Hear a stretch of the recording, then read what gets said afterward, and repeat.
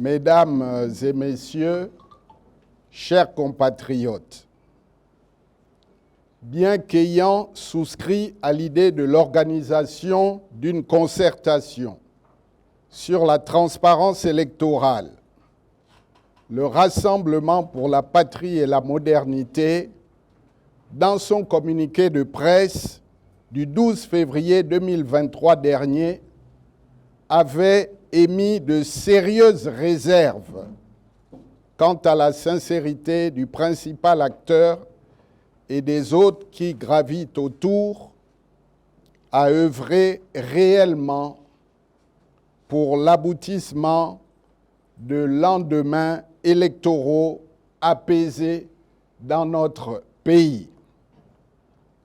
Pour rappel, notre parti, le RPM, en association avec d'autres forces politiques de l'opposition qui partagent le souci réel d'avoir des élections transparentes, crédibles et sincères, avait déposé au mois de juin 2022 au ministère de l'Intérieur et à la Cour constitutionnelle un mémorandum contenant des propositions pertinentes pour débarrasser le code électoral des scories qui engendrent à chaque élection des contestations suivies de manifestations sauvagement réprimées par les forces de l'ordre. Chers compatriotes, 2016 n'est pas si loin de nous et nous ne pouvons effacer aussi facilement cette période historique et tragique dans nos mémoires, période marquée par la victoire éloquente de Jean Ping, confisqué et noyé dans le sang des patriotes avides de changement et de liberté. En ayant en mémoire cette période trouble qui a endeuillé plusieurs familles gabonaises, nous devons nous engager véritablement dans une voie qui écarte toute violence électorale. Et c'est le sens de la démarche du RPM et d'autres formations de l'opposition qui ont appelé de leur vœu à une concertation politique devant aboutir à la meilleure manière de garantir la transparence électorale et la paix sociale au lendemain des élections générales à venir. Cependant, le pouvoir en place ne donne aucun gage crédible de sincérité et de responsabilité. En effet, des signaux inquiétants indiquent clairement que la concertation actuelle, processus pourtant salutaire, est manifestement plombé. Comment les Gabonais peuvent-ils être rassurés quand le ministre de l'Intérieur installe à la tête du Centre gabonais des élections un bureau constitué dans des conditions très contestables et de surcroît présidé par un PDGiste notoire, précédemment membre du gouvernement sous l'étiquette du Parti démocratique gabonais? Comment les Gabonais peuvent-ils être rassurés quand, fidèle à sa réputation de tour de Pise, la Cour constitutionnelle, en rejetant le recours formulé par certains partis de l'opposition, a validé le 13 février 2023, jour du lancement des assises de la concertation, tout un symbole, le bureau présidé par un PDGiste notoire, en violation flagrante des conditions de neutralité et d'impartialité prévues par l'article 12 nouveau de la loi sur les élections politiques.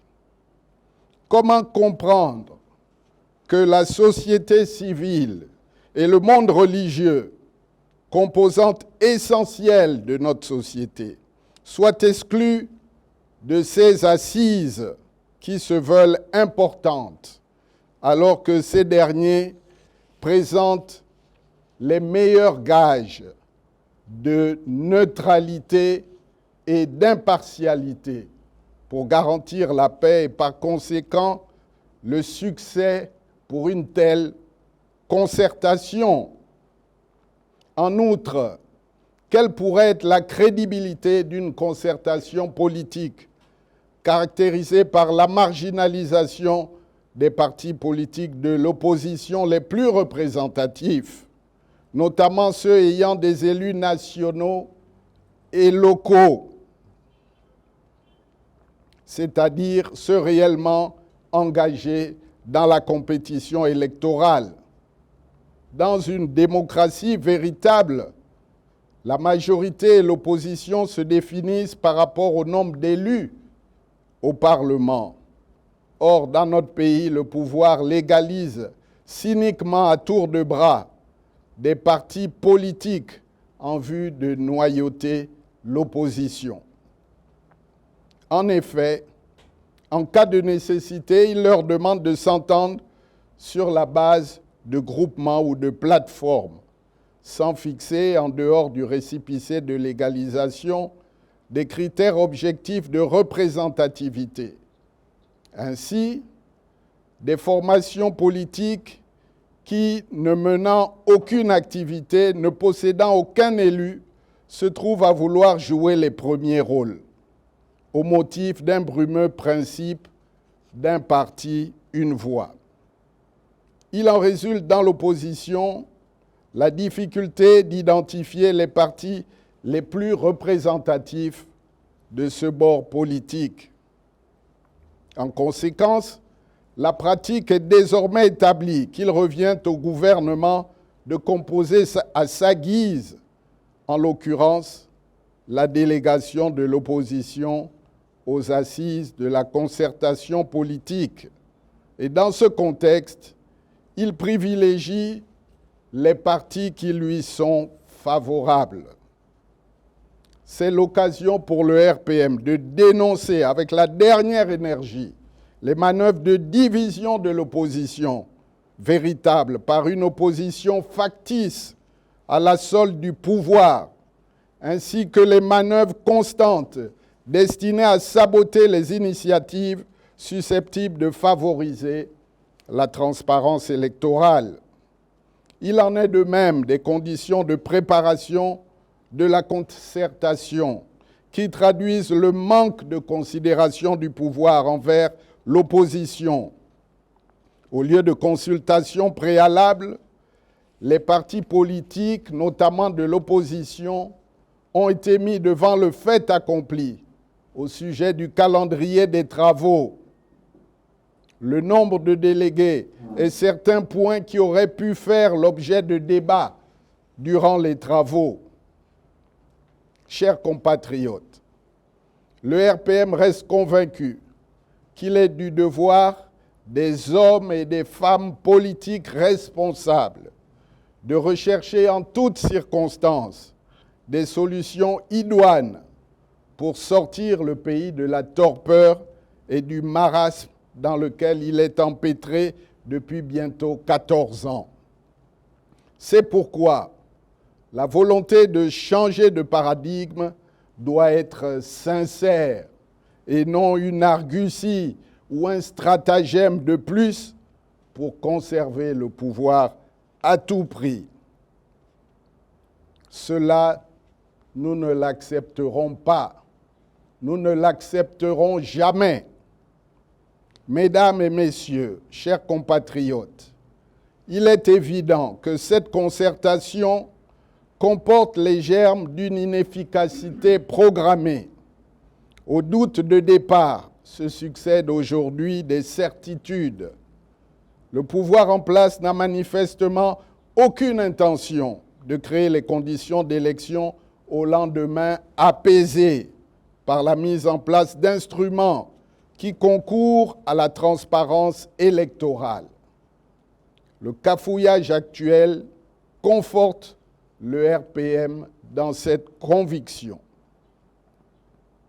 Et pour ne pas se rendre complice de cette parodie de concertation, le Rassemblement pour la patrie et la modernité a décidé de se retirer de ce processus dont la visée véritable n'est ni la transparence des urnes, ni la paix sociale au lendemain des élections politiques. Le RPM appelle le peuple gabonais à demeurer vigilant et à ne pas se démobiliser pour ne pas cautionner ce stratagème mis en place pour tenter de soigner l'image du pouvoir auprès de la communauté internationale. Je vous remercie.